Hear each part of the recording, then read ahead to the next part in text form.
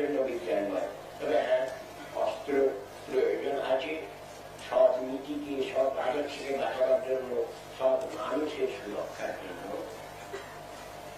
সমাজেও নানান ধরনের, নানান স্তরে নানান সমস্যা রয়েছে। রেনেসাঁ মুভমেন্টকে সেই সমস্যাগুলো সমাধানের জন্য সাহসের সঙ্গে এগিয়ে আসতে হবে, স্পষ্ট ভাষায় স্পষ্ট কথা বলে যেতে হবে। ঠিক রাজনৈতিক জীবনে মানুষকে